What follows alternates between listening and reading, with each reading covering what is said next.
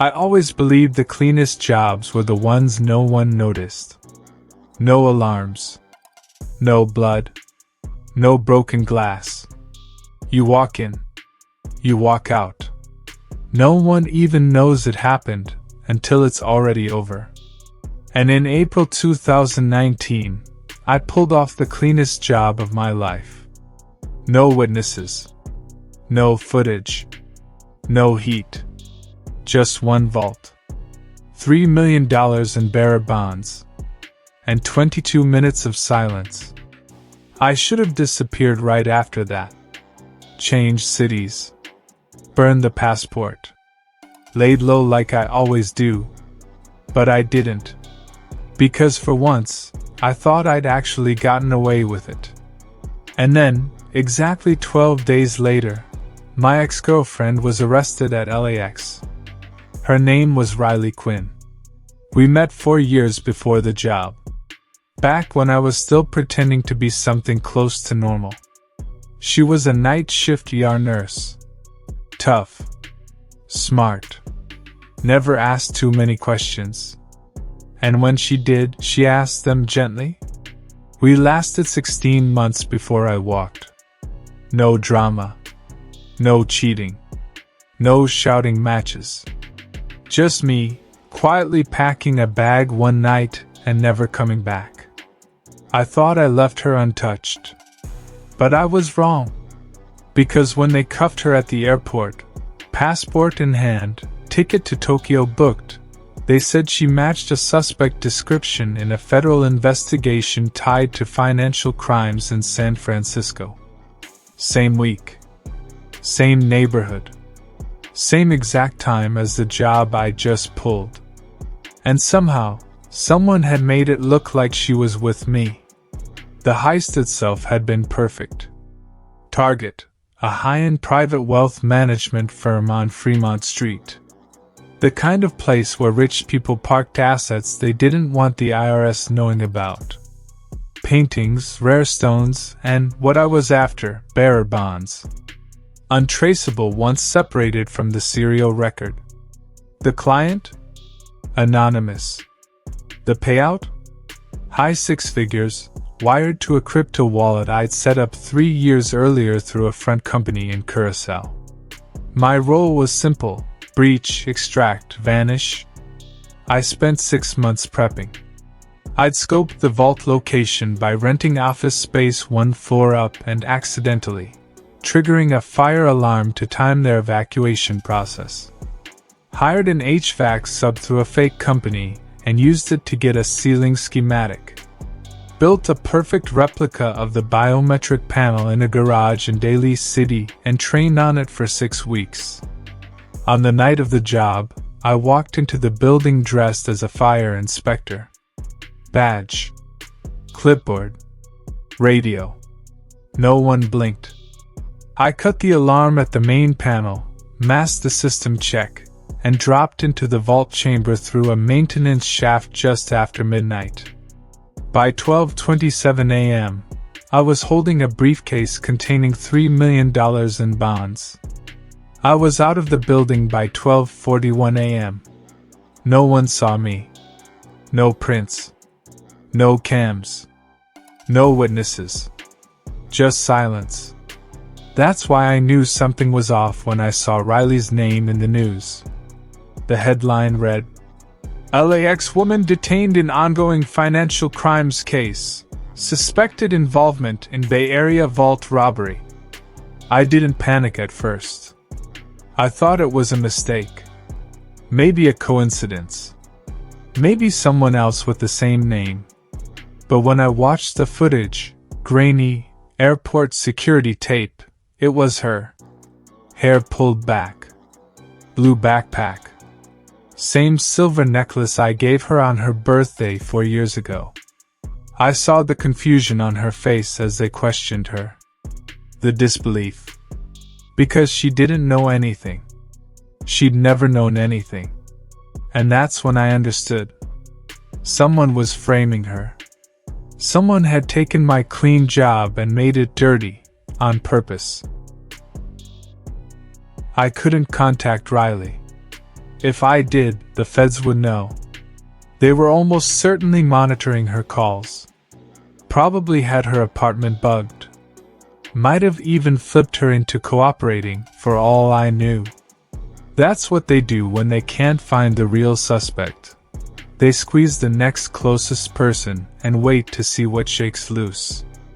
But I had to know, how did her name even get involved? So I retraced the entire job. Step by step. I checked my burner devices first, clean. No pings, no GPS, no accidental syncs. The laptop I'd used for planning was white and deep frozen in a lead-lined locker outside Oakland. The burner phone I used to receive the crypto transfer hadn't been turned on since I broke the vault seal. No connection. Then I reviewed the only possible leak, the getaway car. I didn't drive my own vehicle. That would have been reckless. I'd used a stolen rental, snagged a car from a valet drop-off downtown, parked it in a prepaid lot, gloves on the whole time. But when I checked the parking structure's security system, there was a time-stamped image, a still frame, just as I walked to the car with the briefcase. Except, it wasn't me in the picture. It was Riley. Or someone who looked a hell of a lot like her. Same body type. Same backpack. Same silver necklace. Whoever it was had been wearing a near-perfect mimic of her look from photos on my old phone, photos I'd thought were long deleted. And just like that, it clicked. Someone had access to my deleted files.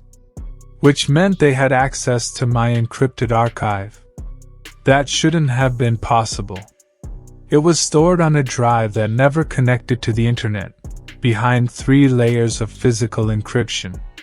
The only way to get to it was from inside. So either 1. I'd gotten sloppy. 2. Or someone had been following me for a long time. I narrowed the list to 2 people. Derek Voss and Isabel Lane. Derek was a logistics fixer I'd worked with twice before. Quiet, dependable, good at sourcing vehicles and documents. He'd handled the getaway car drop for this job. But I'd paid him in crypto through an obfuscated wallet and given him no details beyond timing. Isabel was different.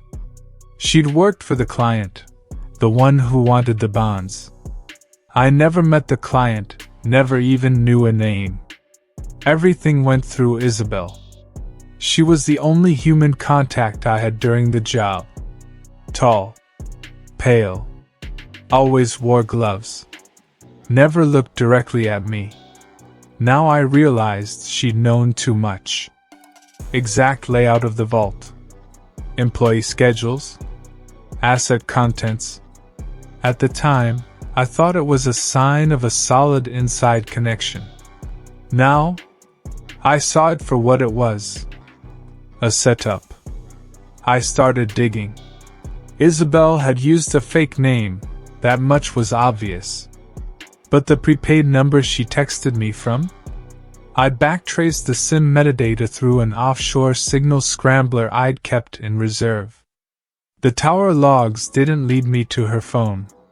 They led me to a shell company based in Tokyo. And the owner of that company? Riley. At least, that's what the paperwork said. They had used her name, her ID, a doctored signature that could pass any initial check. Which meant this went way beyond a simple betrayal. This was a professional burn. A complete identity framing. Someone had reverse-engineered my weakest emotional tie and turned it into a weapon. They didn't want to expose me. They wanted to control me. And Riley was leverage. I needed answers. But I couldn't make a move unless I was sure I wouldn't lead them back to me. So I did the thing I swore I'd never do again. I broke into a federal building. Breaking into a federal building is a lot easier than people think. It's not about guns or gadgets or Mission Impossible stunts. It's about routine.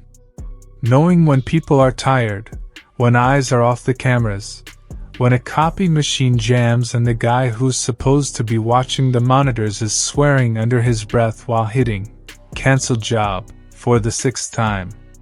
I wasn't going into Quantico. Just a field office in downtown San Francisco, 3rd floor of a commercial building, shared space with 3 other agencies, one of which was the Financial Crimes Division. They had a local evidence processing terminal. That was all I needed. I entered the building at 9:43 p.m. posing as a janitor. Same uniform as the real team, same ID tag swiped and cloned 3 days earlier. I walked into the service entrance during shift change and headed for the network terminal with a hidden bodycam and a modified RFID reader in my trash bin. 12 minutes later, I was in. No network connection, of course not. But the station still had local cache. I dumped everything I could. Case logs, field notes, internal emails. There were 46 active investigations tied to financial crimes in the Bay Area. Only one had Riley's name on it. Case ID, FC819 Zeta. I opened it. And what I saw made my stomach turn.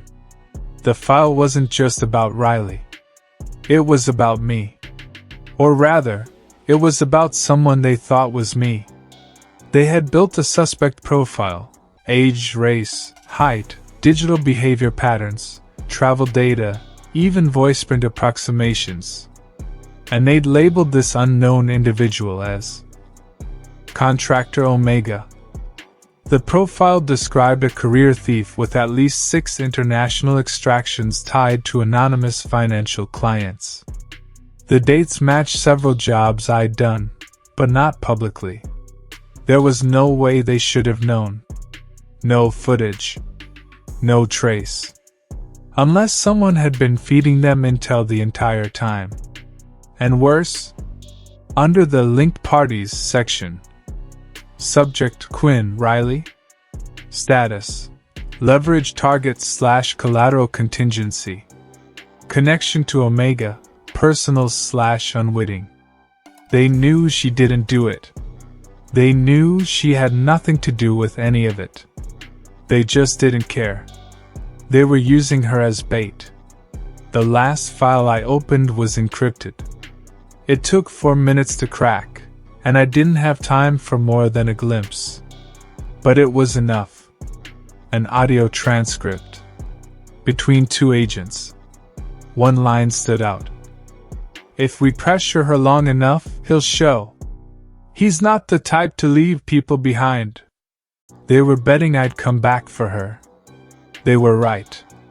I wiped everything, resealed the terminal, walked out of the building without a word. Back in my apartment, I knew what came next. I couldn't run. I couldn't hide. Not anymore.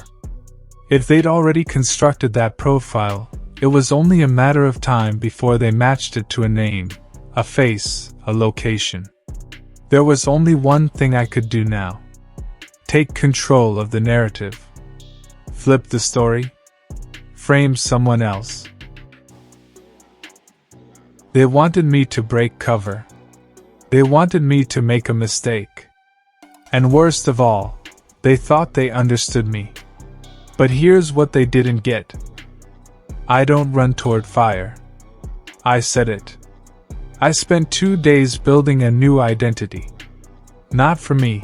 I'd already burned through all my good aliases. This one was for someone else. Someone who deserved it. Derek Voss. The logistics guy who'd handled the car. The one I'd trusted. He didn't know what job the car was for. I'd kept it compartmentalized. But someone had to plant the image of Riley at that parking garage.